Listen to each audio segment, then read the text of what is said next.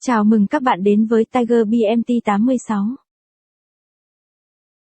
Lập trình AutoCAD sử dụng C-Thăng.net.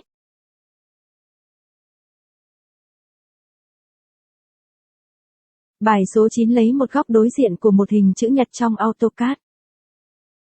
Đầu tiên mở Visual Studio. Mở lại dự án mà chúng ta làm trong lần trước. Chúng ta sẽ tạo một lệnh mới với chức năng lấy một góc đối diện của một hình chữ nhật, đồng thời tính diện tích của hình chữ nhật.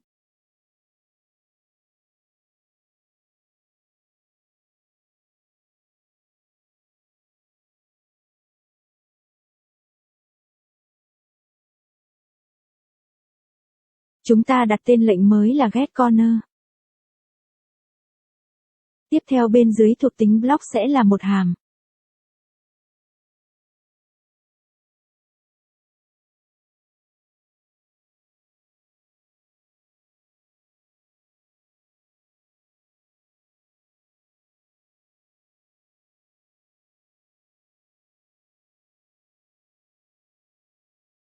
Chúng ta sẽ tạo một biến document để lấy bản vẽ hiện hành.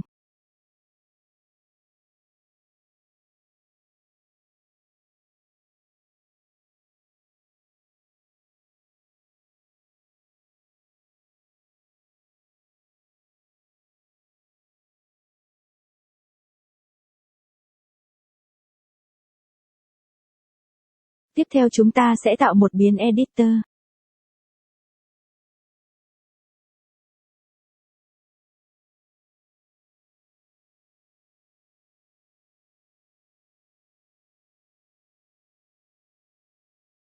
Khai báo một biến Prompt Point Option và hiển thị bên dưới command line với yêu cầu người dùng chọn điểm đầu tiên trên màn hình.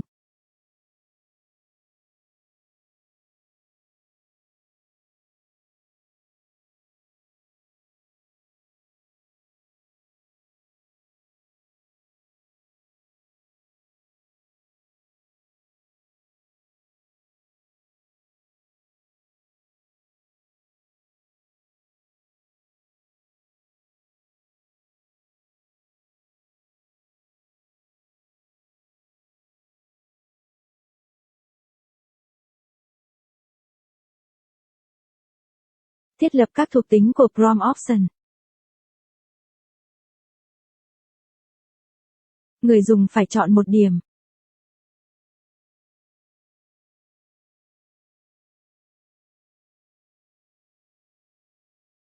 Khai báo một biến Prompt Region để lấy điểm đầu tiên trên màn hình.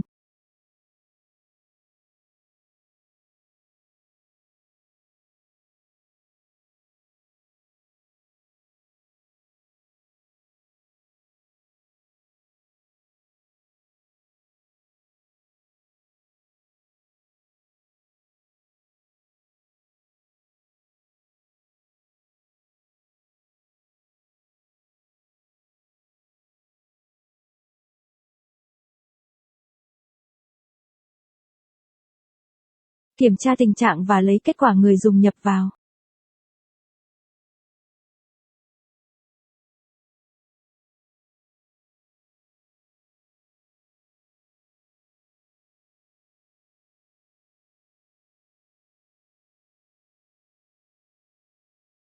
Khai báo một biến Point 3D.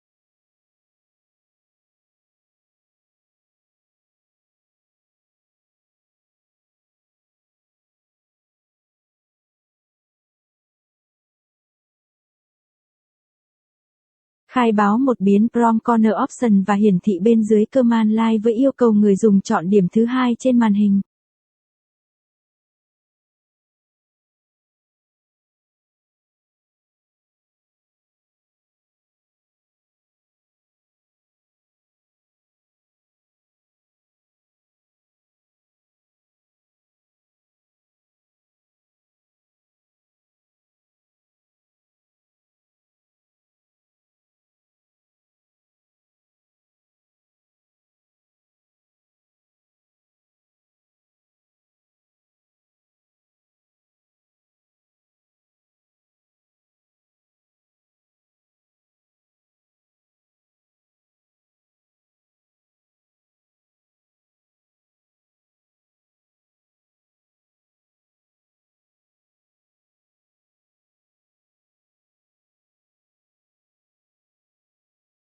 Thiết lập các thuộc tính của Prompt Option.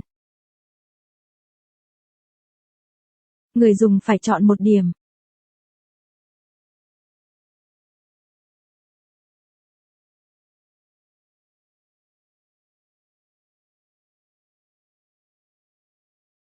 Khai báo một biến prompt result để lấy điểm thứ hai trên màn hình.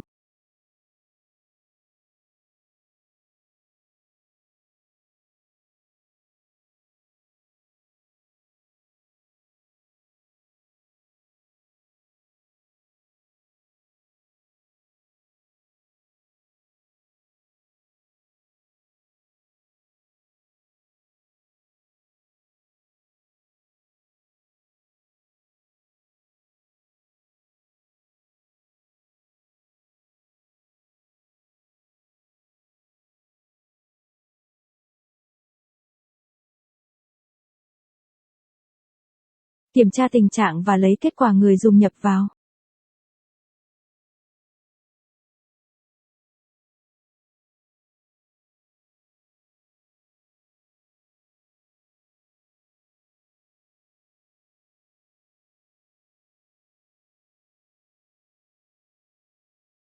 Khai báo một biến point 3D để lấy tọa độ của điểm đối diện.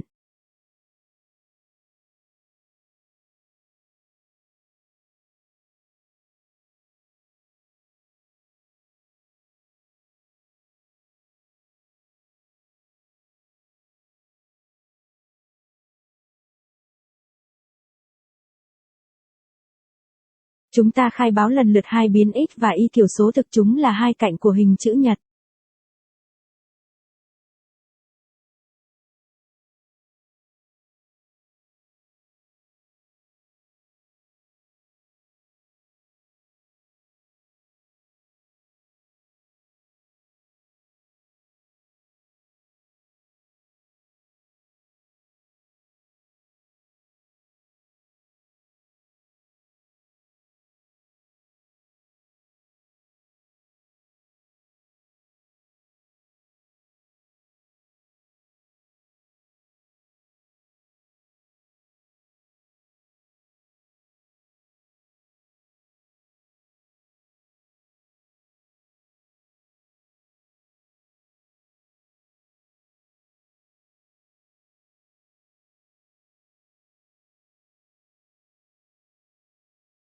Nếu người dùng chọn điểm thứ hai trên màn hình thì chúng ta sẽ tính và xuất ra kết quả tính diện tích hình chữ nhật bên dưới dòng lệnh.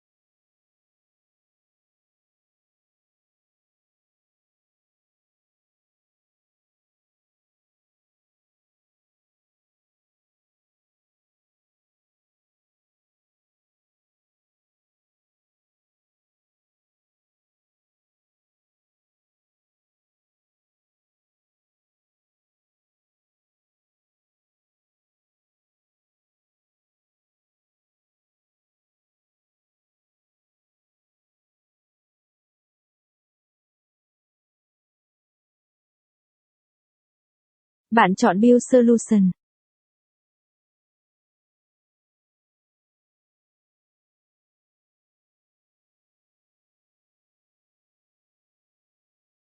Tiếp theo, bạn hãy mở AutoCAD để tiến hành chạy câu lệnh bạn mới viết.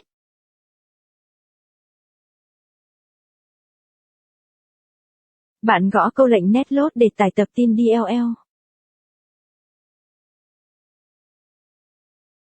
Bạn gõ câu lệnh mới mà bạn mới viết là Get Corner. Bạn chọn điểm đầu tiên trên màn hình. Bạn chọn điểm thứ hai trên màn hình. Bạn sẽ thấy thông tin tính toán diện tích hình chữ nhật bên dưới dòng lệnh. Bạn đã viết thành công câu lệnh lấy một góc đối diện của một hình chữ nhật. Hẹn gặp các bạn trong video tiếp theo. Cảm ơn các bạn đã xem video này, nếu thấy hay các bạn hãy thích, nhận xét và đăng ký theo dõi kênh của mình nhé.